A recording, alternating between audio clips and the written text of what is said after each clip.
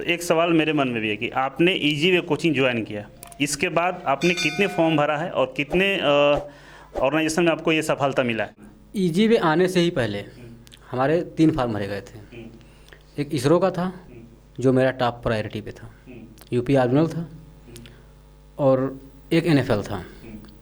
तो इन तीनों में से हम 2 ही को विशेष फोकस कर रहे थे, इसरो, यूपी आर्मिनल। उसके बाद पढ़ते पढ़ते यहाँ हम पढ़ ही रहे थे, उस बीच में मेट्रो का फॉर्म आया था तो उसको भी भर दिए थे। तो अब इस लिस्ट में, प्रायोरिटी लिस्ट में हमारे 3 हो गए थे।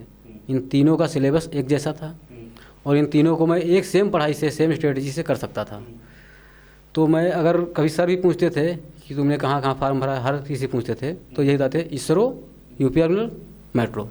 हमारा एक सीक्वेंस था, सबसे पहले इसरो ही बोलते थे। उसके बाद जब एग्ज़ाम का टाइम आया तो सबसे पहले यूपी आर्मिनल का एग्ज़ाम हुआ। तो यूपी आर्मिनल का एग्ज़ाम जब पता चला कि सबसे पहले होने वाला है तो उसके लिए विशेष फोकस करके रीजनिंग, ये मैथ और साइंस को छोड़कर रीजनिंग, हिंदी पर विशेष फोकस कर लिए। बाकी टेक्निकल तो वही पढ़ रहे थे, सब इसरो का इसका सेम है। नॉन टेक में इसमें पूछता है हिंदी और रीजनिंग, जीके। वहाँ पूछता है इसरो में मैथ और साइंस। तो इतना बस चेंज करना पड़ा था, बाकी वही सब कुछ था। तो ये जो 4 फॉर्म हमारे टोटल होते हैं, तो NFL पहले ही एग्ज़ाम दे दिए, 1 हफ्ते पढ़ाई में वो नहीं हुआ, बाकी 3 में हो गया। तो आपने, एक सवाल और है कि आप ईजी वे कोचिंग ज्वाइन करने से पहले क्या कोई एग्ज़ाम दिए थे या तैयारी किए थे क्या इस तरह का कभी? नहीं सर, एग्ज़ाम कुछ नहीं दिए थे। पहले एक एग्ज़ाम दिए थे तो NCL में एग्ज़ाम दिए थे ड्रिल ऑपरेटर का, तो वहाँ तो नॉन टेक एग्ज़ाम था, तो उसमें तो हमारा कुछ हुआ नहीं था, 68 नंबर आए थे। उसके अलावा जितने फार्म भरे थे सब 19 के भरे हुए थे, 2019 के, लेकिन एग्ज़ाम सबका 2021 में ही हुआ है कोविड के चलते, तो पहले कोई एग्ज़ाम दिए नहीं थे। तो आप अपने आप को, ये मेरा पर्सनल सवाल है आपसे, कि आप अपने आप को एवरेज स्टूडेंट मानते हैं या ब्रिलियंट स्टूडेंट मानते हैं? सर मैं तो ये मानता हूँ मैं एवरेज हूँ। बाकी जितने लोग ITI करते हैं लगभग सारे ही एवरेज होते हैं, क्योंकि अगर कोई ब्रिलियंट होगा और उसके माँ बाप को ये पता हो कि हमारा लड़का ब्रिलियंट है, तो भले ही उनके पास पैसे की कमी हो, वो लोन लेकर के भी उसको कुछ हायर एजुकेशन दिलवाएंगे, कुछ बड़ा सोचेंगे। कोई माँ बाप ये नहीं चाहते हैं कि हमारा ब्रिलियंट लड़का हो और वो जा कर के ITI करे और एक सिंपल सी नौकरी करे। हर कोई अपने ब्रिलियंट लड़के को ऑफिसर देखना चाहता है। मेरा सवाल पूछने का कारण ये था कि जितने भी ITI के बच्चे हैं जो ये मानते हैं कि हमें नॉलेज नहीं है, हम नहीं कर पाएंगे, तो आपके ख्याल से क्या अगर सब लोग इस तरह से मेहनत करें तो क्या सबको ये अचीवमेंट मिल सकता है? सर लोग मान लेते हैं कि हमसे नहीं होगा, यही सबसे बड़ी कमी होती है। अगर वो ये मान लें कि हम कितने भी एवरेज हैं, एवरेज सब कोई है, जो ITI कर रहा है एवरेज है, क्योंकि अगर वो बड़ा होता तो आगे जाता, बड़ी तैयारी करता। एवरेज सब कोई है, लेकिन जो एवरेज मान लिया वो एवरेज रह जाएगा, और जो मान लिया कि मैं कर सकता हूँ वो आगे जाएगा और उसको लोग जीनियस कहेंगे, ब्रिलियंट कहेंगे। स्टार्टिंग में तो आपके साथ में यही कंडीशन था कि आपने ITI किया और प्राइवेट सेक्टर पे ही आप फोकस था। कब आपको ये पता चला कि हमको सरकारी में ही जाना चाहिए, हम इसको कर सकते हैं? सर हमें बिल्कुल ही पता नहीं चला था, ये हमारे भैया का एक सपना था, और अगर मैं यहाँ पे हूँ तो इसमें उनका बहुत बड़ा रोल है, क्योंकि अगर उनका रोल नहीं होता तो शायद मैं ITI नहीं करता। पहली बात, मैं प्राइवेट जॉब में बहुत खुश था, लेकिन वो कहते थे कि तुम ITI कर लोगे तो कुछ बेटर होगा, तो कुछ बेटर के चलते उनकी बात मान लिया, ITI किया। ITI के बाद उन्होंने यही कहा कि जब ITI कर ही लिए हो तो गवर्नमेंट एग्ज़ाम के लिए अप्लाई तो करो, प्रयास तो करो, अगर नहीं करोगे तो ITI करने का मतलब क्या होता है। तो बस ये सोच कर कि मैंने ITI किया है तो 2-4 बार अप्लाई करना है मुझे, ये सोच कर अप्लाई किया था। लेकिन फिर उन्होंने ही एक और प्रयास किया, ये अगर मैं यहाँ सेलेक्टेड हूँ तो उनका प्रयास है, और प्रयास करने के चक्कर में नई नई बुक्स को खोजते रहते थे, कहाँ कोचिंग है, कैसे पढ़ा जाए, क्या स्ट्रेटजी है, सब कुछ वो खोजते रहते थे। ईजी वे कोचिंग के बारे में उन्होंने नहीं बताया था? ईजी वे कोचिंग के बारे में एक वीडियो ईजी वे का हमको भेजे थे यूट्यूब पर, व्हाट्सअप पे यूट्यूब वीडियो था, तो उसको हम देखे थे, बोले इसको देख लो, समझ लो, अगर तुम्हें लगे ठीक है तो जा कर के कोचिंग ज्वाइन करो। तो हमने देख लिया, समझ लिया, लेकिन हम ज्वाइन करना नहीं चाहते थे। फिर उन्होंने ही कहा कि जाकर ज्वाइन करो, जो कुछ दिक्कत है हम उसको मैनेज करेंगे, और तुमको बस ज्वाइन करना है, पढ़ना है, बाकी क्या होगा उससे तुमसे मतलब नहीं है। एक सवाल और हमारे व्यूअर्स ने कमेंट किया था आपके फ़ोटो पे कि UP आर्मिनल, LMRC और इसरो जिसमें आपने टॉप किया है, तो इन तीनों की तैयारी में क्या अलग अलग आपने प्लानिंग किया था या एक प्लानिंग से ही तीनों को क्वालिफाई कर लिए? सर तीनों का सेम सिलेबस है और सेम प्लानिंग है। अगर मेट्रो की बात कर लें और UP आर्मिनल की, तो इनमें सब कुछ सेम है। 75% क्वेश्चन दोनों में बल्कि तीनों में, इसरो में भी ले लें, 75% ट्रेड थ्योरी से ही आता है। 25% क्वेश्चन ट्रेड थ्योरी से अलग है, जो नॉन टेक्निकल है यूपी आर्मी में, हिंदी, रीजनिंग और जनरल स्टडी। मेट्रो में जाएंगे 5 क्वेश्चन इंग्लिश, 5 हिंदी, नहीं 5 इंग्लिश, 5 मैथ, 5 रीजनिंग और 10 जीके, इस तरीके से है। इसरो में जाएंगे तो वहाँ सब कुछ टेक्निकल है। 75% क्वेश्चन आपका ट्रेड थ्योरी से है। 25% जो क्वेश्चन बचता है वो आपका वर्कशॉप कैलकुलेशन एंड साइंस से है। बस एक ही बुक आपको पढ़ना है, वर्कशॉप कैलकुलेशन से एक बुक से ही 25% हो जाएगा।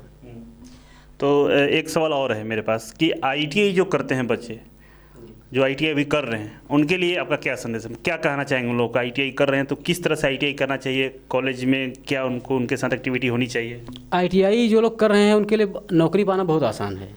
जब तक वो कॉलेज में हैं तब तक इस तरीके से पढ़ें कि हमको पूरी बुक को, हर टॉपिक को, हर चैप्टर को, सब कुछ इम्पोर्टेंट समझ कर पढ़ना है।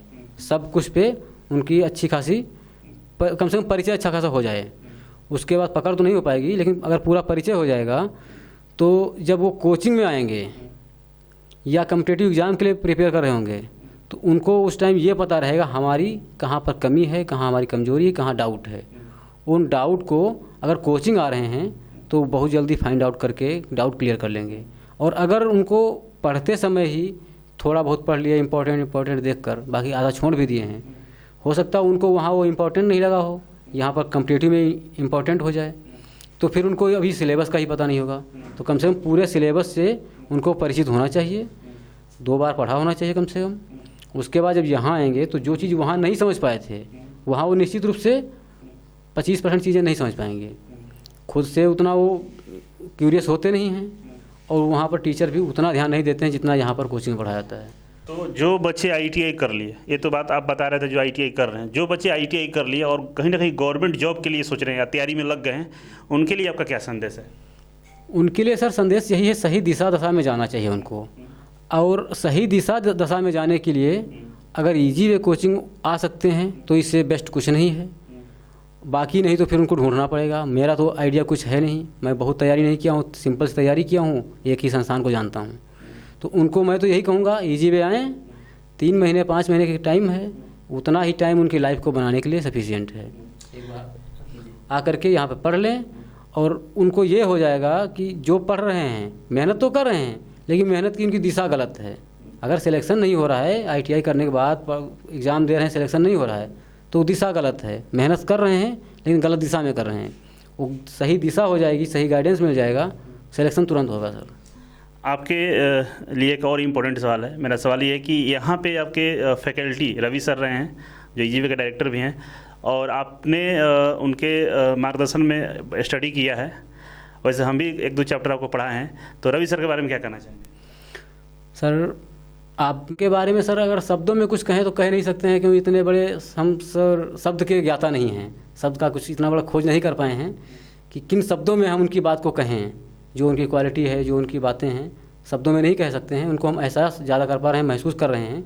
लेकिन अगर शब्दों में कहना ही पड़ रहा है तो ये कहेंगे कि मिस्टर रवि सर से अगर आप पढ़ रहे हैं तो आपको पहली बात तो ये लगेगा कि हमको एक कोई ऐसा गुरु मिला है, कोई ऐसा मेंटर मिला है जो हमारे हर शुभ अशुभ काम के लिए, हमारे हर तरीके से सहयोग के लिए 100% हर समय तत्पर है।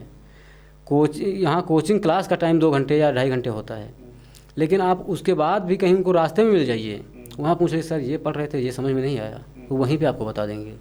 ये उनकी एक बहुत अच्छी क्वालिटी है। आपको रास्ते में जाते हुए मिल जाएंगे, पढ़ा के जा रहे हो रास्ते में मिल जाएँ, कहीं मार्केट में जा रहे हो कहीं आपको मिल जाएँ, आप रास्ता चलते उनसे क्वेश्चन पूछ लीजिए, बताते हैं।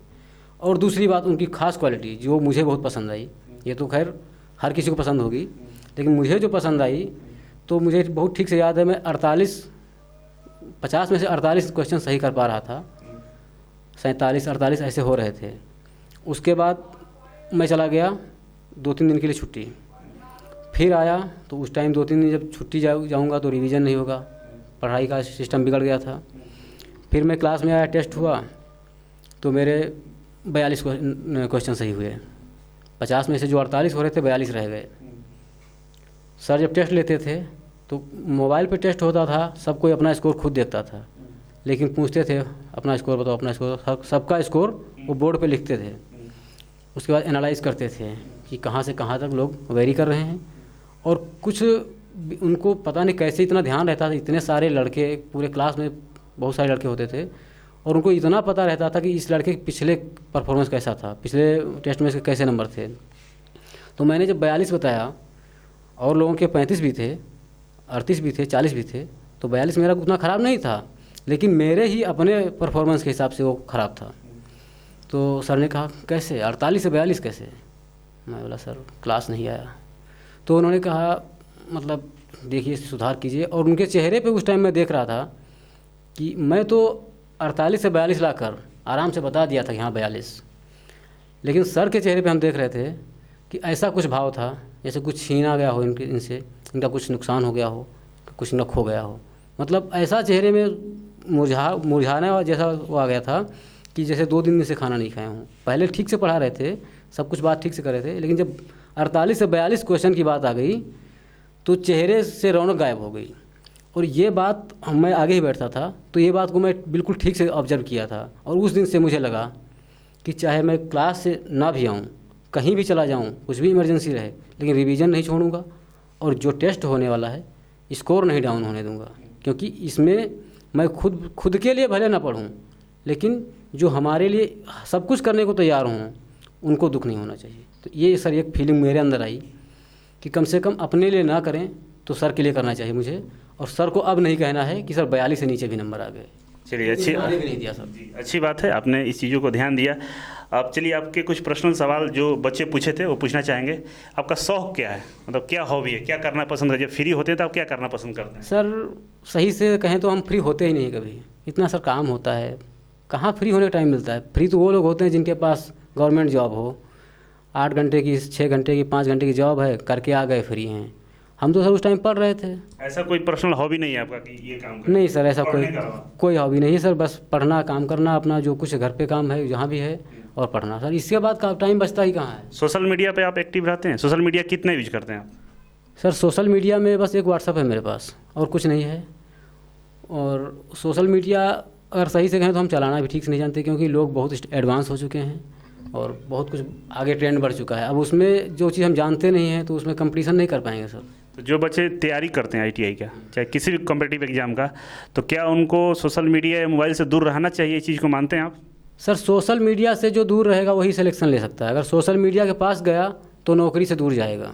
या तो सोशल मीडिया पर रह लीजिए या तो फिर सोसाइटी में रह लीजिए, आपको 2 में से एक ही मिलेगी। अगर अभी आप सोशल मीडिया पर हैं तो मीडिया पर ही रह जाएंगे, आगे आपका सोसाइटी नहीं बनेगा। या फिर सोसाइटी में आगे जाना है तो आपको सोशल मीडिया से अभी दूर रहना पड़ेगा। एक एक्सीडेंट हम आपसे चर्चा करेंगे। जब आपका सिलेक्शन होता है यूपीआरवीएनएल में, मैंने कॉल किया था, आप उस समय खेतों में काम कर रहे, शाम को 7-8 बजे आता, आप धान के खेत या इसी में कुछ बताए थे, हम वहाँ पे आपसे मैंने एक फ़ोटो मांगा था। तो एक फ़ोटो जो आपने भेजा था वो फ़ोटो पे फ़ोटो खींचा हुआ था, मतलब स्टूडियो का पासपोर्ट साइज फ़ोटो का आपने फ़ोटो करके भेजा था, और आपने ये भी बोला था कि सर मेरे पास यही फ़ोटो है। तो मुझे लगता है कि आपको इस सब चीज़ों का शौक़ नहीं है। सर शौक़ इसलिए नहीं है क्योंकि फ़ोटो अगर खींचा जाए तो फ़ोटो का कुछ वैल्यू होना चाहिए। फ़ोटो और स्टेटस लोगों का बहुत बड़ा ट्रेंड है, कहीं भी जाएंगे फ़ोटो खींच लेते हैं। स्टेटस बहुत लोग डालते रहते हैं, लेकिन स्टेटस तब डालिए जब आपका स्टेटस रियल में कुछ हो, उसको लोग देखें तो कुछ सोचें। फ़ोटो तब खींचिए जब फ़ोटो की कुछ इमेज हो।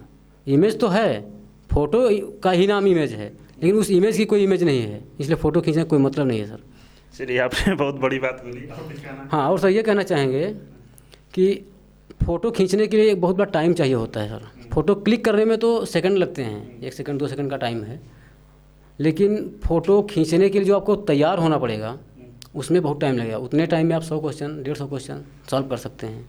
फ़ोटो खींचने का कम से कम सेविंग होना चाहिए, प्रॉपर कपड़े होने चाहिए, प्रॉपर लुक होना चाहिए, तभी ना फ़ोटो खींचेंगे सर। वो सब नहीं हो पाता है सर। आपसे इसीलिए जब आपसे फ़ोटो हम मांगे हैं तो इन्होंने वही पासपोर्ट साइज वाला फ़ोटो इन्होंने भेजा है, और वो फ़ोटो जो है फ़ोटो के ऊपर फ़ोटो खींचा गया है। तो चलिए अच्छी बात है, आप इतने सीरियस है लाइफ को लेकर। और लास्ट सवाल है कि ईजी वे के बारे में आप क्या कहना चाहेंगे? हमारे जो दर्शक हैं जो इस वीडियो को देख रहे हैं या जो तैयारी करने वाले आईटीआई के छात्र हैं, उन सबसे ईजी वे के बारे में अगर पूछा जाए कि ईजी वे कैसा कोचिंग है, क्या आपके मतलब आपके नज़रों से ईजी वे कैसा है? सर उनको हम यही कहना चाहेंगे कि अगर सिलेक्शन लेना है, सफलता पाना है, तो हर सफलता का एक अपना नेचर होता है और उसका एक टाइम होता है कि आपको उस सफलता को पाने के लिए, उस मंजिल को पाने के लिए इतने घंटे प्रैक्टिस करनी ही पड़ेगी, इतने घंटे की मेहनत देनी ही पड़ेगी। जैसा आपका माइंड सेट है, जैसी आपकी रिक्वायरमेंट है, उन सबको देखते हुए आपके हिसाब से हर स्टूडेंट का अपने हिसाब से एक आवर्स का स्पैन बन जाता है। अगर कोई ज़्यादा ब्रिलियंट है, हो सकता है 200-300 घंटे में वो प्रैक्टिस करके, पढ़ाई करके कवर कर ले। कोई एवरेज है, 500 घंटे लग सकते हैं, किसी को 800 लग सकते हैं, 1000 भी लग सकते हैं। लेकिन वो घंटे जो लगेंगे वो क्वालिटी आवर्स होने चाहिए।